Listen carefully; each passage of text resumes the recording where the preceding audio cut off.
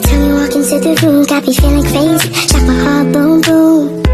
Any other boy would stare, but me, I look away, cause you're making me scared. Trying not to breathe, 1, 2, 3. Halo, selamat pagi anak-anak. Ya, luar biasa.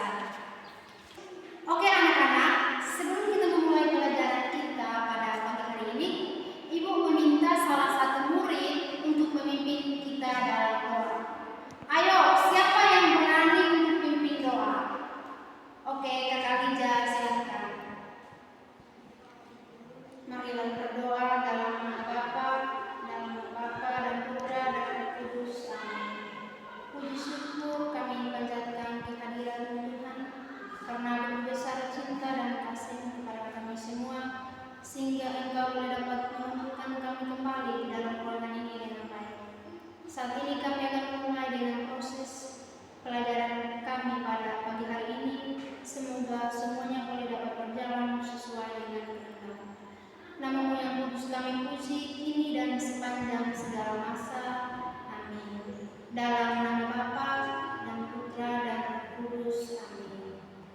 Baik, terima kasih Alija yang sudah mau memimpin kita dalam doa. Baik anak-anak, sebelum kita lanjut pada materi kita, di sini Ibu mau cek kehadiran dulu. Alfreda Marisa Moar, oke hadir. Bartolomeus Priatetik hadir. Ermalina Obe hadir. Filomena Pereira hadir. Berarti semuanya hadir ya anak-anak. Oke, baik. Baik anak-anak, apakah ada yang tahu apa yang akan kita pelajari pada pagi hari ini? Baik, yang akan kita pelajari pada pagi hari ini berkaitan tentang kitab suci Perjanjian Lama sebagai dasar iman Kristiani. Baik, di sini Ibu akan menjelaskan apa yang dimaksud dengan kitab suci Perjanjian Lama. Kitab suci Perjanjian Lama adalah bagian pertama dari Alkitab yang berisi kisah-kisah tentang hubungan Allah dengan umatnya sebelum kedatangan Yesus Kristus. Melalui Perjanjian Lama, Allah menyatakan kasih, kuasa, dan rencana keselamatannya bagi manusia. Oleh karena itu, Perjanjian Lama menjadi salah satu dasar penting bagi iman Kristiani. Baik anak-anak, di sini Ibu mau bertanya, apa yang kalian amati dari gambar di atas? Apakah ada yang tahu gambar di atas itu tentang apa? Oke, Iren? Ya betul. Gambar yang ditampilkan ini adalah gambar Adam dan Hawa. Pasti anak-anak pernah mendengar cerita atau menemukannya dalam kitab suci atau menonton video tentang Adam dan Hawa.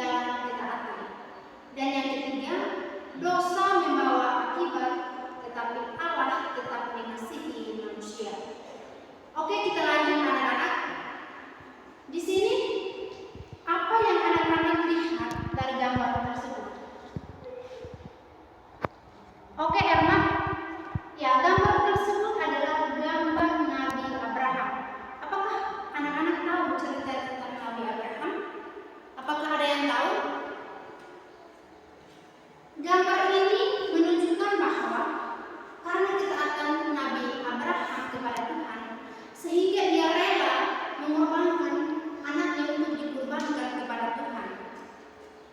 Dari Nabi Abraham, kita belajar bahwa taat kepada Tuhan adalah suatu hal yang mulia. Abraham adalah salah satu nabi dan tokoh penting dalam agama Islam, Kristen, dan Yahudi. Nabi Abraham dikenal sebagai bapa para nabi dan simbol keimanan kepada Allah yang Maha Esa. Abraham dipandang sebagai contoh ketaatan dan pengorbanan dalam mengikuti perintah Tuhan. Dari kisah Abraham, ada pesan bagi kita, yaitu yang pertama, iman berarti percaya kepada Allah meskipun belum mengetahui seluruh rencananya. Yang kedua, ketaatan kepada Allah membawa berkat. Dan yang ketiga, Abraham menjadi teladan bagi umat beriman. Baik anak-anak, apakah semuanya sudah paham tentang apa yang tadi kita bahas? Baik sekali. Mari kita lanjut pada bagian yang ketiga tentang kisah Nabi Nuh. Apa yang anak-anak lihat dari gambar tersebut? Ya, gambar tersebut itu adalah gambar tentang Nabi Nuh.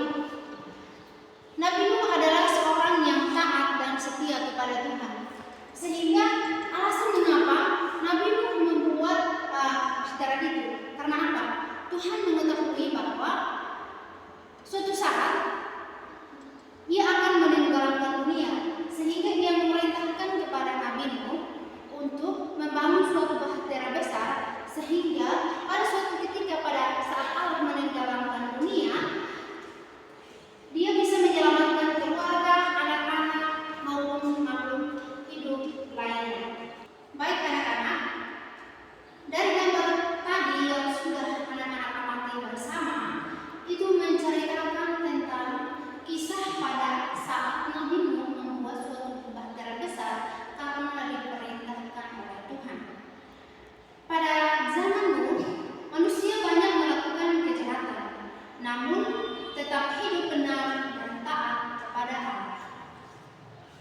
Allah memerintahkan Nuh membangun bahtera untuk menyelamatkan keluarganya dan berbagai jenis hewan dari air bah.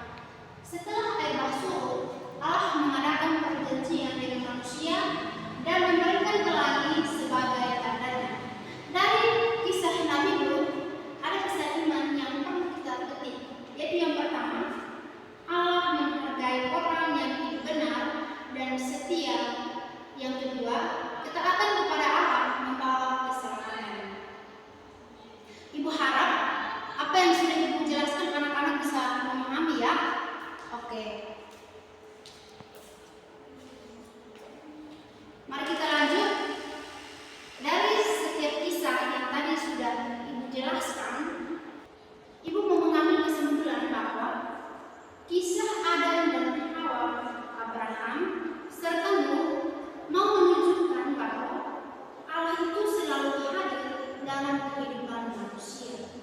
Melalui kisah-kisah tersebut, kita belajar untuk hidup dalam iman, ketaatan, kesetiaan, dan tanggung jawab sebagai anak-anak Allah. Nilai-nilai ini menjadi pedoman bagi umat Katolik dalam menjalani kehidupan sehari-hari sesuai dengan ajaran Kristiani. Baik anak-anak, di sini sebelum kita keluar ada tugas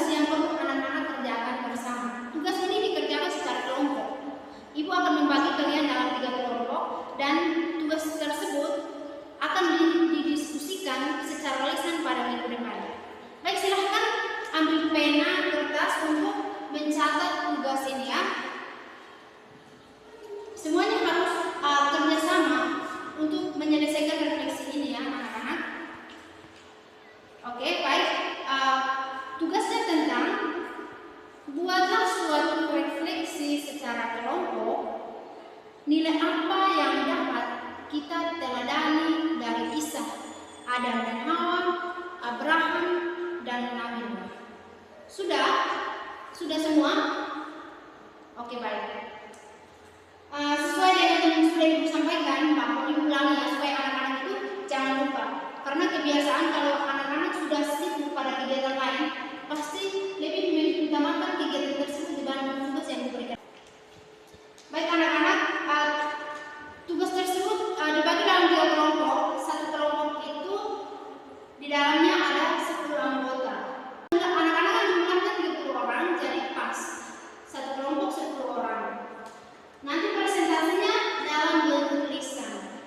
Ibu harap semuanya bisa ikut berpartisipasi ya. Oke, baik.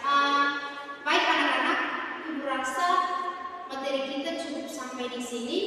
Ibu berharap semoga dengan apa yang tadi sudah kita bahas bersama, anak-anak dengar, boleh dapat anak-anak tanamkan di dalam diri, terutama pada kisah-kisah yang tadi sudah kita pelajari.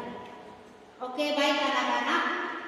Sebelum kita keluar, Ibu meminta salah satu murid untuk pimpin kita dalam doa. Oke, Irene silakan. Marilah berdoa dalam nama Bapa dan Putra dan Roh Kudus. Amin.